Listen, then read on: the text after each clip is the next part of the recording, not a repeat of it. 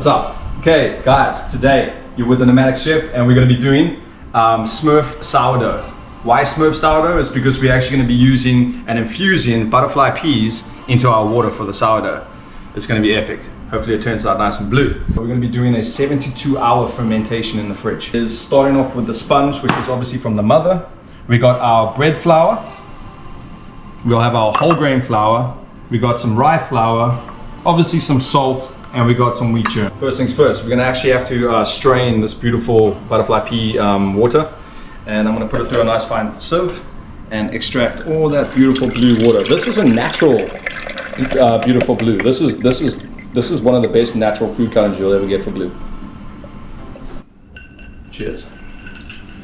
Okay, now we got the water ready, nice and warm, good room temperature type of water, and we're gonna add the sponge into the mixing bowl. Try and get everything out. After that's in, we go next with the water. Let's see how this looks. Wow. Wow, that's awesome. Okay, now the water and the sponge are together, we can go with our whole bread flour. And don't worry, you can just throw everything together. Not too complicated. And then bread flour, we're going to do whole flour. All of the weights will be in the description below. Rye flour. And we're going to do some wheat germ. And what we're going to do is get this into the mixer, and we're going to put the dough hook on and give it a slow mix together.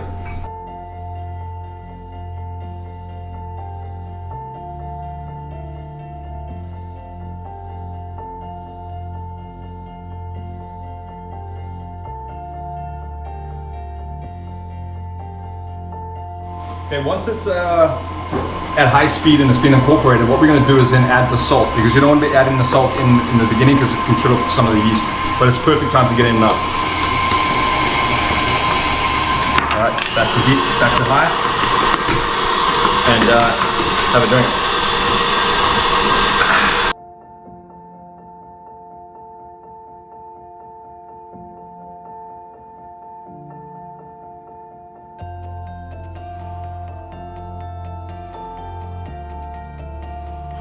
Okay, so now obviously it's got to the stage where it's slapping, so you want to hit it down, and when you hear that slapping, you're going to count 10 times.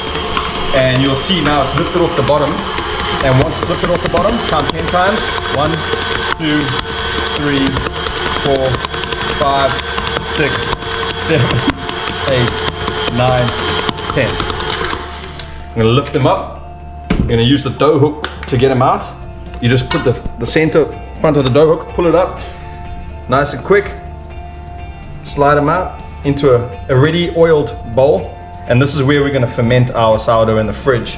Ferment after it's fermented for 2 hours. What we're going to do is bench rest it for, we don't bench rest it for 24 hours, do we? No. Now obviously the dough's inside the bowl, nicely oiled bowl. We're going to put that inside the fridge with some cling film over the top and let it ferment for 24 hours. Once it's rested for 24 hours and fermented for 24 hours, we're going to bring it out into the bench and we're going to rest it and folding every half an hour to incorporate air. We'll do this for an equivalent of 2 hours. This is very important to allow the layers of air inside the dough. Okay, and then what we do is we just fold every 20 minutes. Is it 20 minutes? This has been fermenting for 24 hours, and we're going to get it onto the bench and we're going to rest it. And while it's resting, every half an hour, we're going to incorporate a fold, and this is going to help air get inside the dough. So cling film off, all you have to do is just use your hands and get the dough out onto the table. You don't have to use any flour on the base of this. It's gone from a Smurf dough to a Barney the dinosaur dough. Well, that's it. And we're just going to let this sit now and rest. And while it's resting, like I said, incorporate some air every 30 minutes. Time to incorporate some air into the bread and create some surface tension. So what we're going to do here is just get underneath the dough, hand above it, and give it a little stretch out, and then fold it over the top. And you can just pull it off the dough.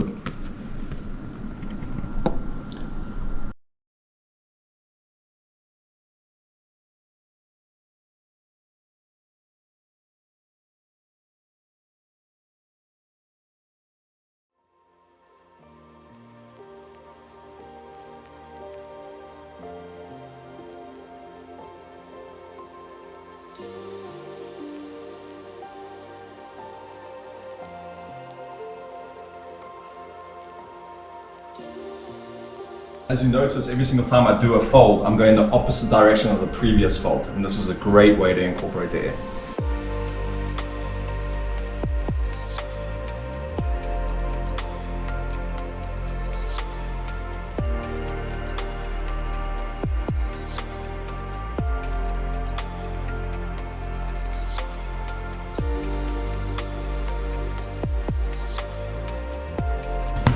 Look at that. Oh yeah.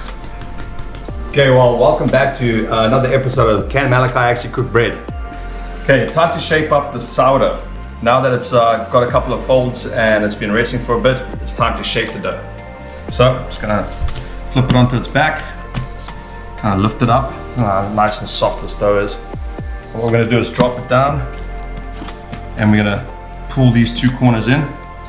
That way, get in here, get in there. This side, that side, and I'm gonna kind of fold itself over. Let's sit down. I'm gonna use the scraper just to get some surface tension. And you can see there's little eyes and ears. What we're gonna do is just pull this out, lift it underneath, and then use the scraper to create that surface tension. Put it all in. And what we're going to do is move this over into our little basket. Well, I've got a little sieve here, but we can use that as a basket. And I'm going to use some rice flour and just give a little sprinkle. Rice flour actually helps better with the cooking because it burns less, you know, so it's pretty cool. Okay, and then one swift motion, lift it up, plop them in. And then we're going to just cover this and we're going to let it sit for another 24 hours before we bake it.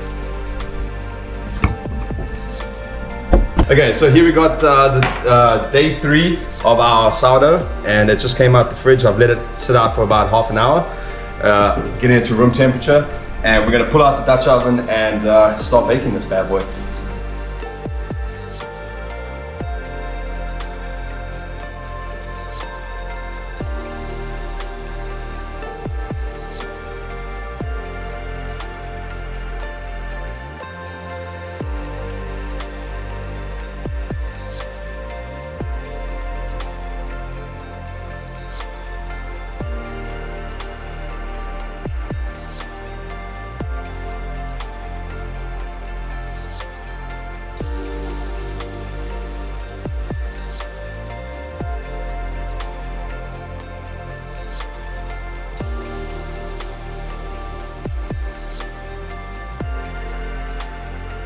Okay, so once that's in, you're going to cook it for 30 minutes with the lid on at 550, and then after that we'll take the lid off and then cook it for 10 minutes to brown up on the crust.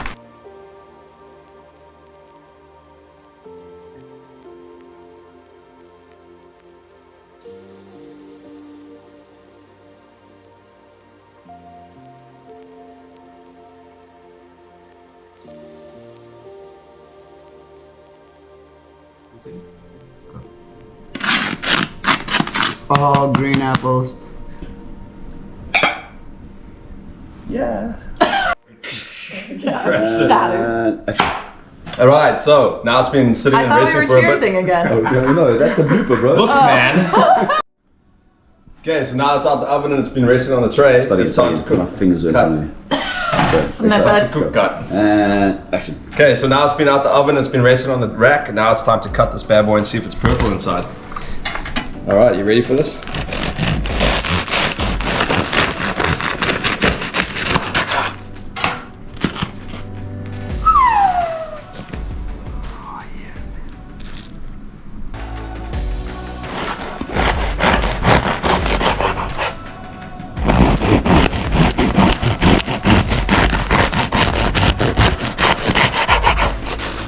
Oh yeah, look at that.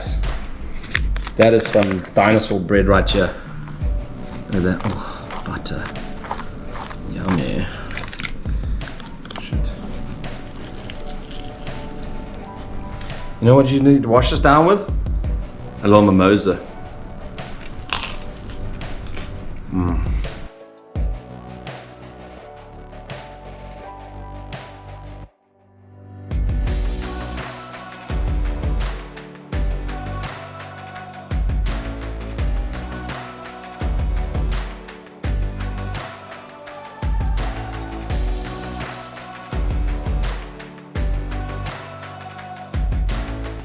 So just a full disclosure, I am not a baker and I am not a professional bread maker. But I'm just showing you that you can do this at home and you can do it by yourself and play with it and have fun and experiment. I am so full and hope you had a good one, and I'll see you on the next video, man.